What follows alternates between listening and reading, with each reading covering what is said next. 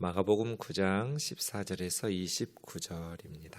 이에 그들이 제자들에게 와서 보니 큰 무리가 그들을 둘러싸고 서기관들이 그들과 더불어 변론하고 있더라. 온 무리가 곧 예수를 보고 매우 놀라며 달려와 문안하거늘 예수께서 물으시되 너희가 무엇을 그들과 변론하느냐. 무리 중에 하나가 대답하되 선생님, 말 못하게 귀신 들린 내 아들을 선생님께 데려왔나이다. 귀신이 어디서든지 그를 잡으면 거꾸러져 거품을 흘리며 이를 갈며 그리고 파리해지는지라. 내가 선생님의 제자들에게 내쫓아 달라 하였으나 그들이 능히 하지 못하더이다. 대답하여 이르시되 믿음이 없는 세대여, 내가 얼마나 너희와 함께 있으며 얼마나 너희에게 참으리요. 그를 내게 데려오라 하시매 이에 데리고 오니 귀신이 예수를 보고 곧 그 아이로 심히 경련을 일으키게 하는지라. 그가 땅에 엎드려져 구르며 거품을 흘리더라. 예수께서 그 아이에게 물으시되 언제부터 이렇게 되었느냐 하시니 이르되 어릴 때부터니이다. 귀신이 그를 죽이려고 불과 물에 자주 던졌나이다. 그러나 무엇을 하실 수 있거든 우리를 불쌍히 여기사 도와주옵소서. 예수께서 이르시되 할 수 있거든이 무슨 말이냐. 믿는 자에게는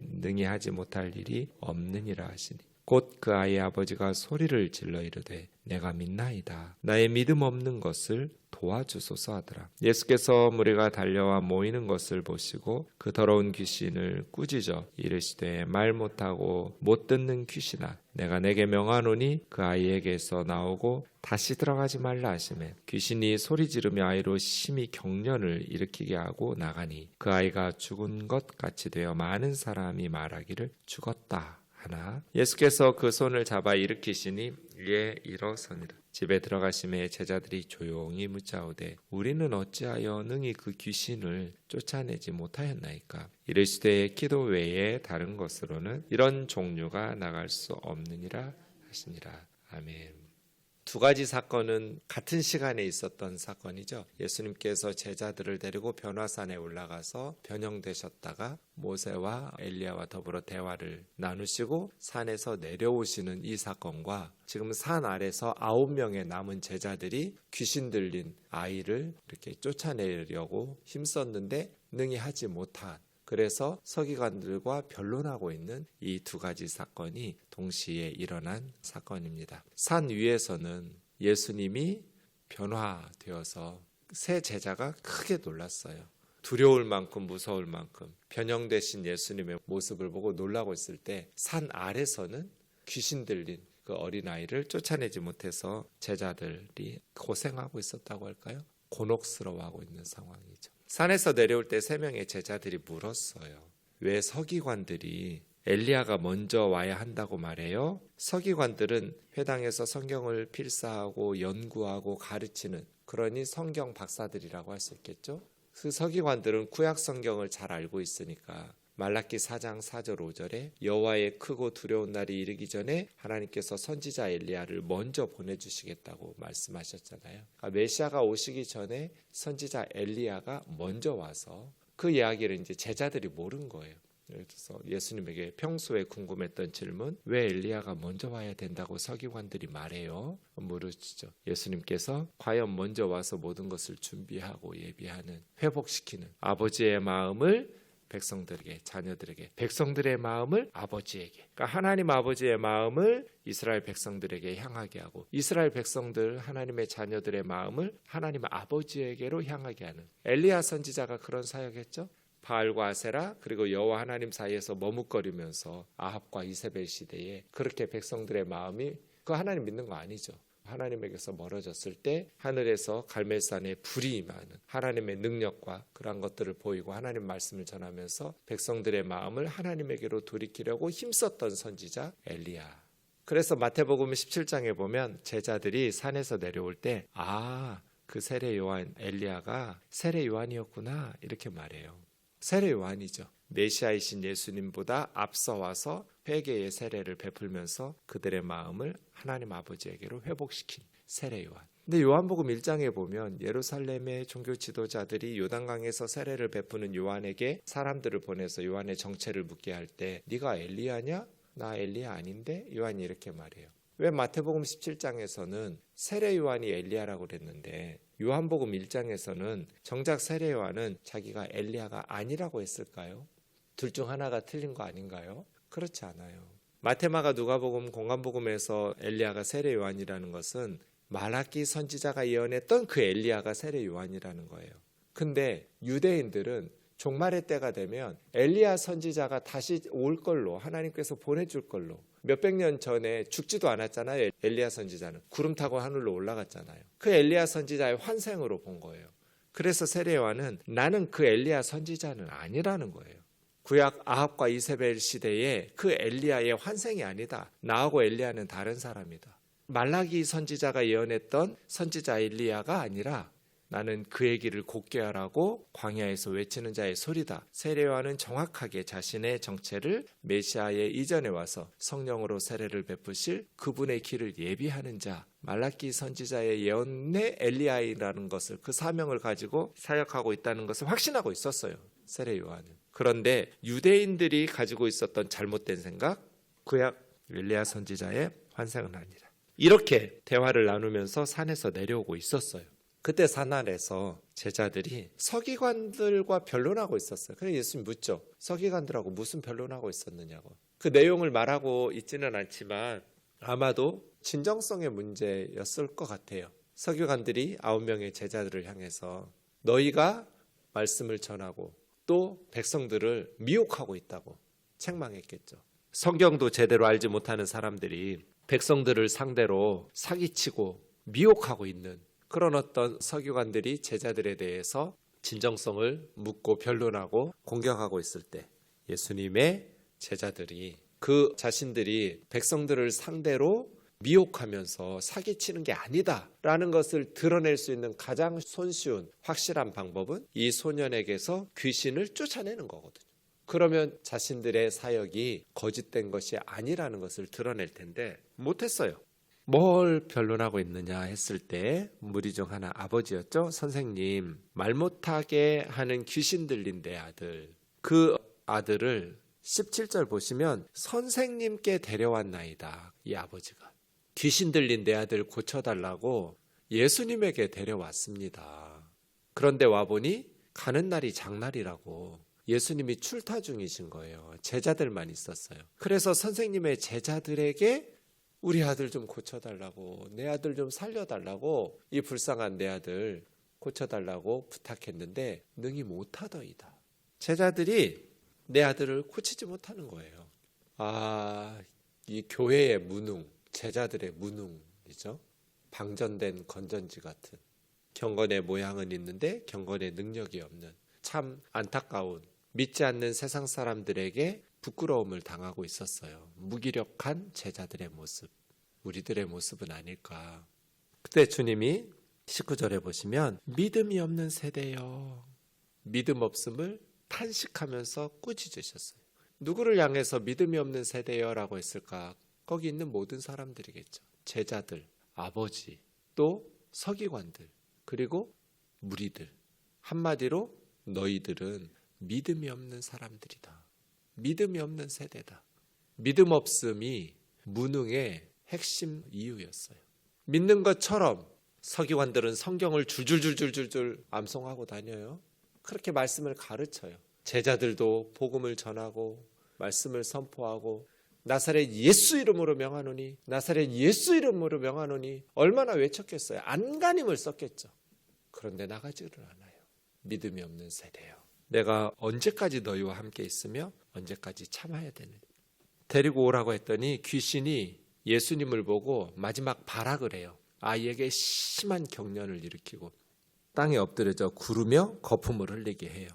사탄이 하나님의 백성들 앞에 왔는데 아무 일도 없으면 하나님의 백성은 무시당한 거죠. 사탄에게. 이렇게 예수님 앞에 온 사탄이 아이를 구르게 하고 명현 반응 같아요. 고침 받기 전에, 낫기 전에 마지막 발악하듯이 몸부림을 치게 하는 사탄의 발악이 있었어요. 21절에 아버지에게 언제부터 이렇게 되었느냐. 25절에 보면 이 아버지를 따로 좀 무리에게서 떨어져서 개인적인 대화를 나눈 것 같아요. 그 아버지와 예수님이 대화를 나눈 거죠.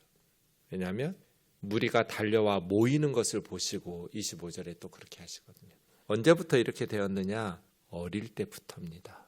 우리 아들이 어릴 때부터 귀신이 들렸습니다.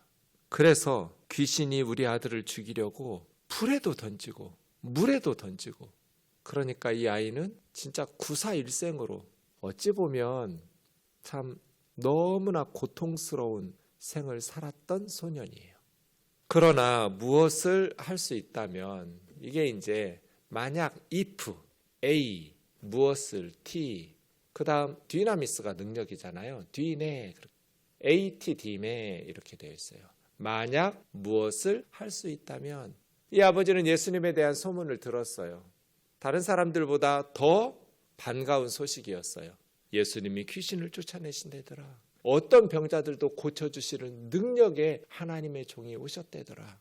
무상진료, 돈도 받지 않는다더라. 우리처럼 가난한 사람들도 그냥 예수님에게 나아가서 고쳐달라고 부탁하기만 하면 많은 사람이 귀신을 쫓아내고 질병을 고치면서 치유되었다더라. 이 예수님에 대한 소문을 들었을 때 믿음이 생겼어요. 근데 이 아버지의 믿음은 만약의 믿음이었어요. 만약 무엇을 할 수 있다면, 예수님 무엇을 할 수 있다면 이 불쌍한 내 아들 좀 고쳐주세요. 그때 예수님께서 할 수 있거든이 무슨 말이냐? 만약 A, D네가 무슨 말이냐? 만약 할 수 있다면이 무슨 말이냐? 믿는 자에게는 판타 디나타, 판타는 모든이 all, 믿는 사람에게는 모든 것이 가능하다. 이것을 능히 하지 못할 일이 없느니라, 이렇게 번역했어요. 만약의 믿음에서 모든 것이 가능한 믿음으로 점프하라는 거잖아요. 만약 뭐뭐 할 수 있다면 내 아들 좀 불쌍히 여겨주세요. 만약 할 수 있다면이 무슨 소리냐? 믿는 자에게는 모든 것이 가능하다. 아이 아버지가 소리를 질러요. 내가 믿습니다. 나의 믿음 없는 것을 도와주소서. 우리는 믿죠. 근데 부족해요. 믿으니까 예수님 앞에 왔죠. 그런데 만약의 믿음을 가지고 와요. 주님이 원하시는 건 뭐예요? 모든 것이 가능하다는 믿음이에요. 판타디나타. 모든 것이 가능하다. 믿는 자에게는. 우리도 이 아버지처럼 예수님에게 구해야 돼요. 내가 믿습니다. 주님, 그런데 내 믿음이 부족합니다. 나의 믿음 없는 것을 도와주세요. 주님, 내가 주님 믿으니까 나왔죠. 교회 다니죠. 그런데 제 믿음이 부족합니다. 나의 믿음 없는 것을 도와주세요. 예수님과 아버지가 대화를 나눌 때 무리가 달려 모이는 것을 보시고 더러운 귀신을 꾸짖으셨어요. 말 못하고 못 듣는 귀신아, 내가 내게 명하노니 그 아이에게서 나오고 다시는 들어가지 마라. 그랬더니 귀신이 소리 지르게 하고 심한 경련을 일으키게 하고 그 아이를 죽은 것 같이. 그래서 무리들이 죽었다 이렇게 말해요. 짧은 순간이었겠지만 아버지의 입장에서 생각해 보면 고쳐달라고 데리고 왔더니 죽여놓은 거잖아요. 죽었다. 죽은 것 같이 보인 거잖아요. 사람들이 볼 때. 아버지가 얼마나 마음이 힘들었을까요? 근데 예수님께서 그 아이의 손을 잡아 일으키시니 일어섰어요. 치유되었죠. 그 다음 이제 집에 돌아왔을 때 제자들이 조용히 물었어요. 우리는 어찌하여 능히 그 귀신을 쫓아내지 못했습니까? 선생님, 우리는 어떻게, 왜 못 쫓아냈습니까? 이 마가복음을 쭉 읽다 보면 3장에서 예수님께서 12제자 부르셨죠? 부르실 때 3가지를 주셨어요. 제자들에게 중요한 사항이 3가지가 있었어요.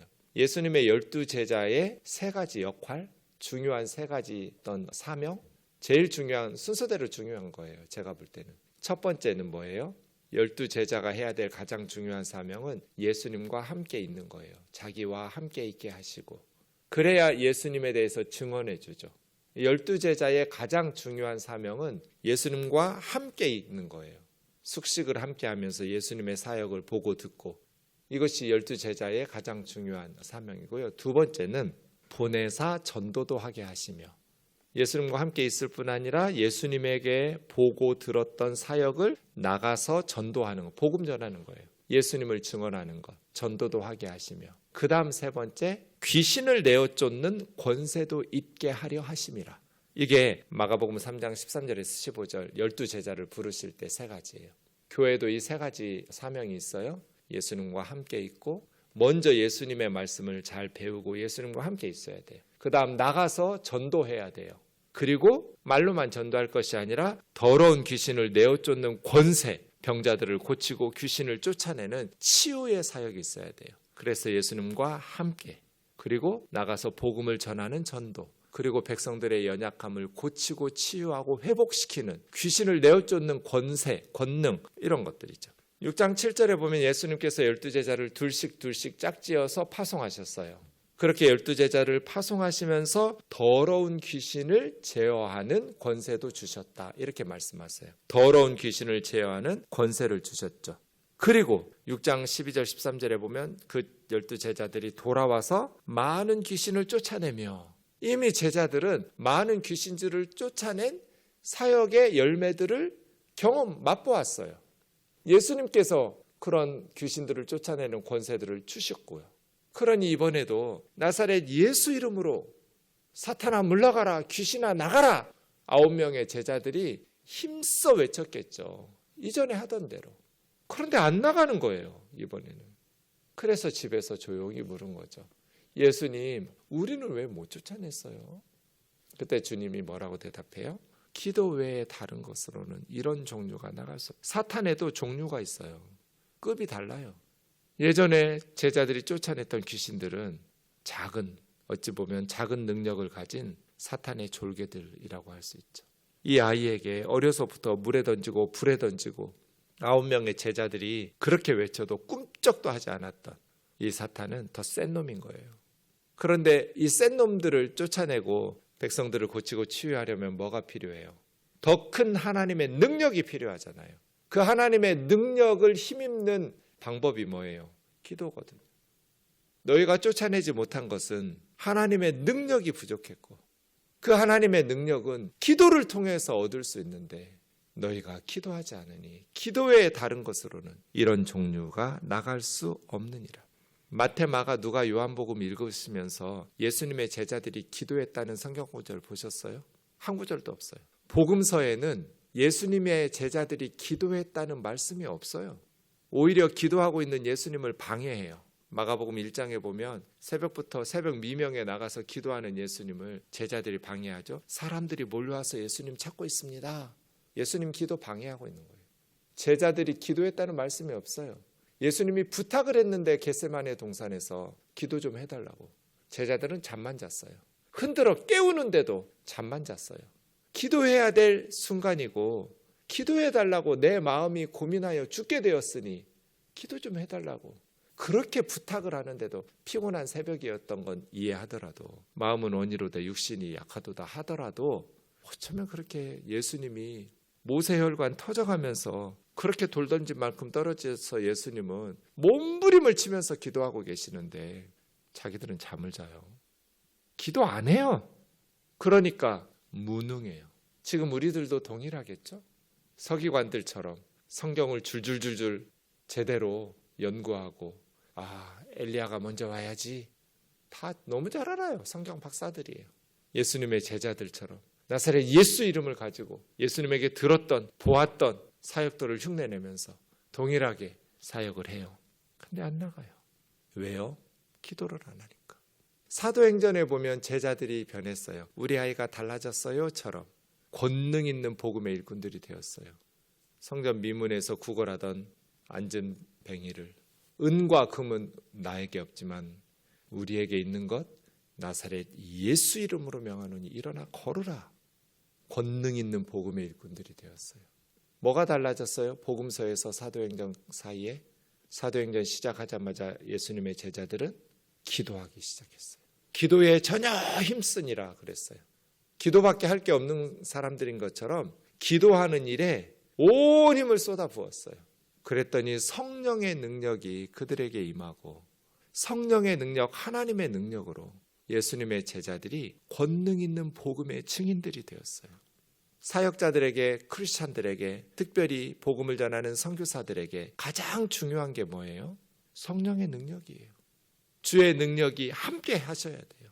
말로만 선교지에서 복음 전해서 이 서기관들하고 변론하는 진정성 문제가 해결이 안 되겠죠. 너희들 우리나라 왜 와가지고 우리 백성들을 이렇게 미혹하고 사기치고 있고 이런 식으로 비난할 때 성령의 능력, 기도의 응답으로 백성들의 연약함들을 치유하고 회복하는 역사들이 나타날 때 복음이 전파되지 않겠어요? 그런 의미에서 우리도 동일하죠. 기도에 힘써야 되는 이유는 하나님의 능력을 힘있는 방법이 기도밖에 없기 때문이에요. 다른 것으로는 불가능해요. 기도 외에 다른 것으로는 이런 종류가 나갈 수 없느니라. 기도 외에는 하나님의 능력을 힘입을 수 있는 방법이 없어요. 그런데 갈수록 교회와 성도들이 기도하는 일에 게을러지는 것 같아서 염려가 돼요. 저부터도. 무시로 깨어서 성령 안에서 기도하는 우면동 교회가 되기를 주의 이름으로 축원합니다. 기도하겠습니다. 존귀하신 하나님 아버지, 하나님의 나라는 말로 섬기는 것이 아닙니다. 경건의 모양을 가지고 섬길 수 있는 것도 아닙니다. 하나님의 능력으로 섬깁니다. 경건의 모양은 있으나 경건의 능력을 부인하는 어리석은 교회, 무능한 교회, 방전된 건전지와 같은 교회 되지 않게 하여 주옵소서. 우리 우면동 교우들에게 깨어 기도하고 성령 안에서 힘써 기도하는 사도행전적 예수님의 제자의 삶이 드러나게 하옵소서. 기도하지 않을 때 하나님의 능력을 체험하지 못할 때 머리로만 믿던 말로만 믿던 그러한 무기력한 그리스도인이 될 수밖에 없사오니 기도를 통해서 하나님의 능력을 힘입어서 모든 것이 가능한 하나님의 역사들을 이루어내는 열매 맺는 우면동 교우들을 되게 하여 주옵소서. 예수님의 이름으로 기도하옵나이다. 아멘.